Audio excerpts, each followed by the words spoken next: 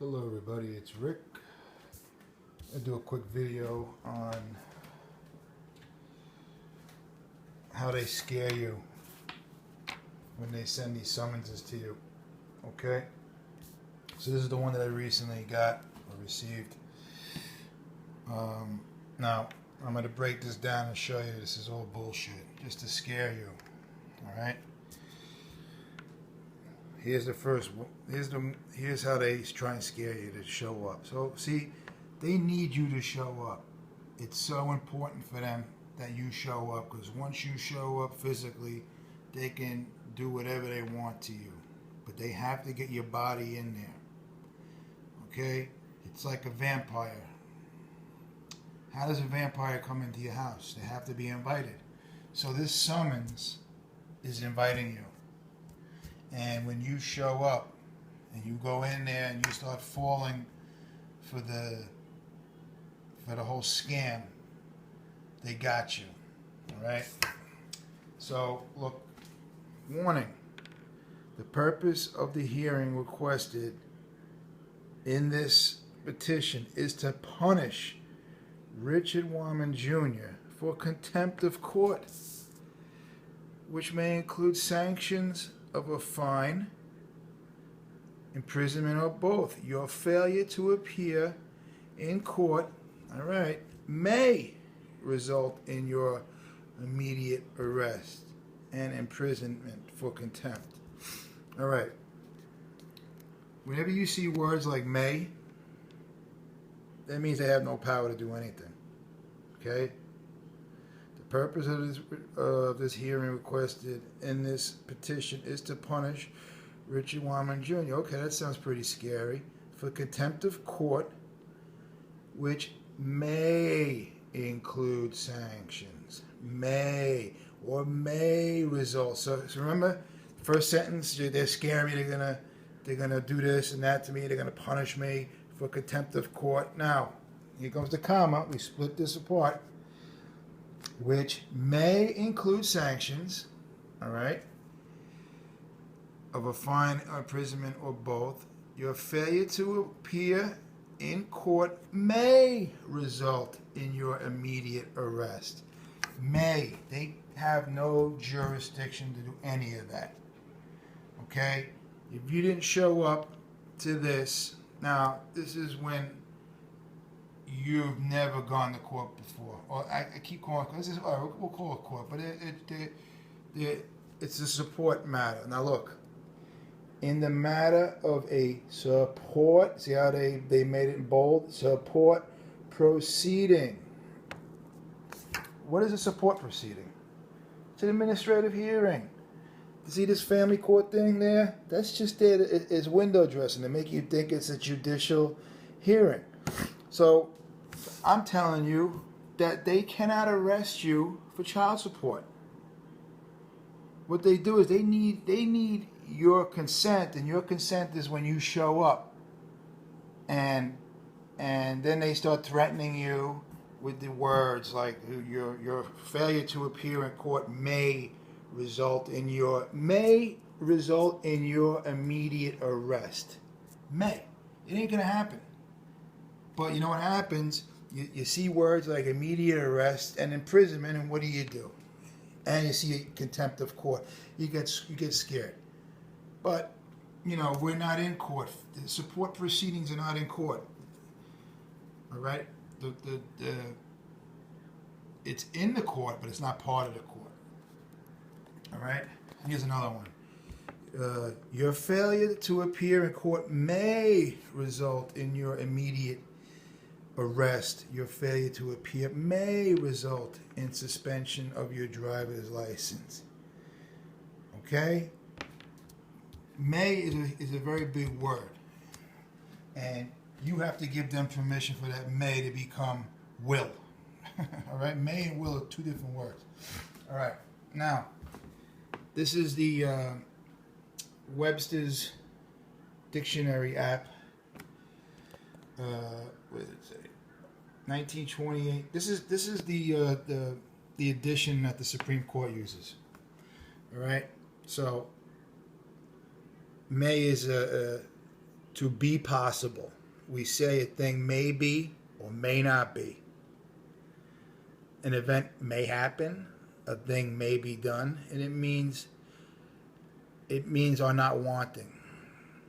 Okay? They can't do anything to you. So what I do is what I did today. I showed you in my earlier video. What I do now, when you get stuff like this, you demand from the clerk that he provide to you the evidence presented that gave him probable cause to issue this summons. And if he doesn't comply with your order, he's defaulting. And you can later use that demand to help you later on, because you can't default by not showing up, because you were complying by saying, all right, I'll show up, but before I do, I need you to show me the evidence that that afforded you the right to issue a petition and to send somebody out to serve me with a summons. All right? So you're going to say, if you don't show me the evidence, I am not obligated to show up. And that's it. All right? So this is how you got to deal with these people. All right? Today I told you I went to court, got it stamped, right?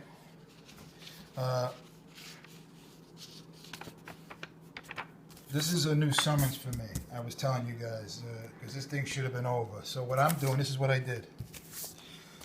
All right. Put on top, notice of motion. Motion to discharge. It really should have been, I should have said demand of discharge. But you know what? I'm trying, you try not to anger these idiots right away. So what I wrote is on November 4, 2016, this order, now here I changed it to order, to discharge is presented to Family Court Judge Robert Caloris from a man, Richard Warman. Now this is what you guys, this is kind of language I think everybody, if you're going to start making your own orders and motions, I want you to start using phrases like this. All right? You're going to say, and you're always going to call yourself a man or a woman. Richard Warman Jr., who is not pro se, because when you're pro se, you're acting as an attorney or a lawyer, which means you're bound by their rules and procedures. Well, you're not a lawyer. Who the hell would want to be a lawyer? All right? So what you're doing is you're saying, no, I'm not a lawyer. You do not have to be a lawyer to represent yourself in court. And I shouldn't even use that word represent, because when you break down the word represent, representing yourself. Well, why would you need to represent yourself? You are who you are. You're a man or you're a woman. You're a human being. Human beings have rights under natural law. Obligors, custodial, non-custodial parents, those terms are bound by the rules and procedures of these criminals and child support. So I said I'm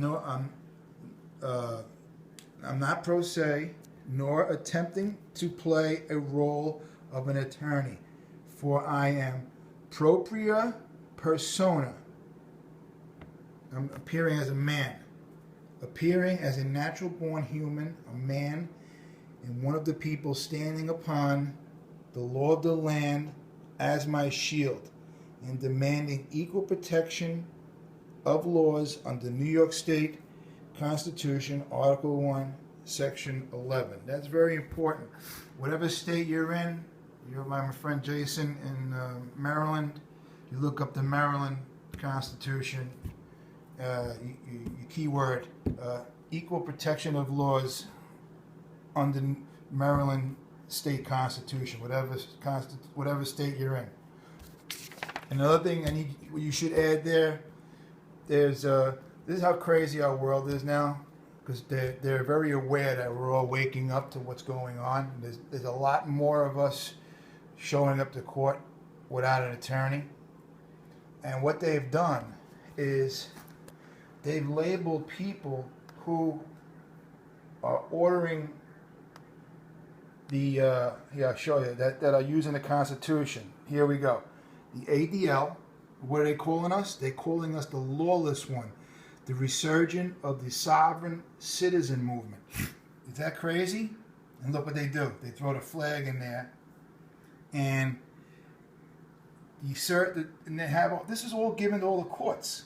So what they're doing is they're calling us if you're a sovereign citizen, you claim you're a sovereign citizen, you're classified as a domestic terrorist. Think about that. You're exercising your rights, and they're calling you a domestic terrorist. And here's the website. It's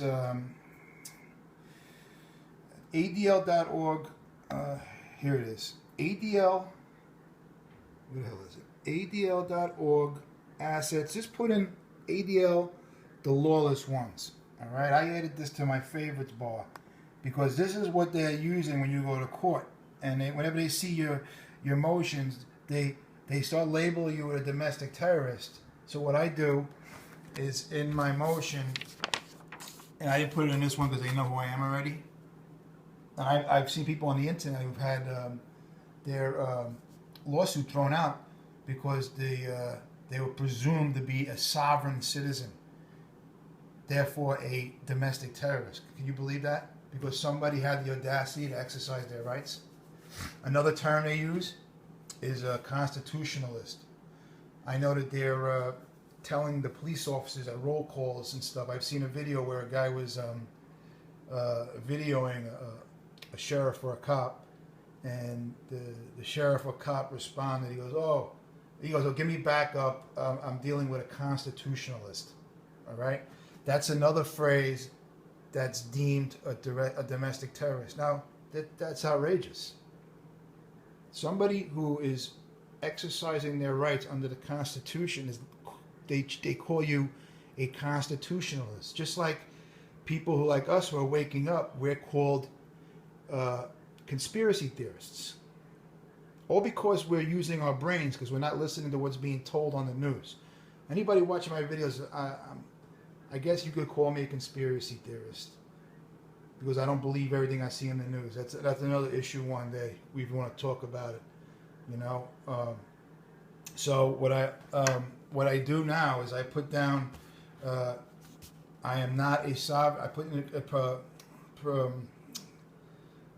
in quotation marks. I am not a sovereign citizen, nor a constitutionalist, nor part of any cult movement. I am just a man exercising my rights. That's it. You put that in all your paperwork. That way they can't. Remember I told you all these presumptions? That's how bad things are. All right? That's the monster that we're dealing with in the courts. That every time we come up with a solution or a remedy, they look for a way to spin the words. So like getting back to conspiracy theorists, you get somebody on, you'll see them interviewing somebody who's making a great valid point and saying, hey, you know what, maybe that's not true. They'll shoot that person down by saying, he or she is one of those constitutionalists. A conspiracy theorist. And right away, you're labeled a nut. There was this guy during a presidential election run. His name was Kucinich. I forgot what. I think he was out of Nevada or Arizona. He was a very good politician.